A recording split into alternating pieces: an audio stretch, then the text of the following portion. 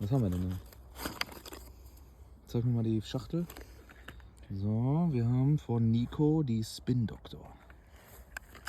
Sieht schon gefährlich aus, das Ding. Wow.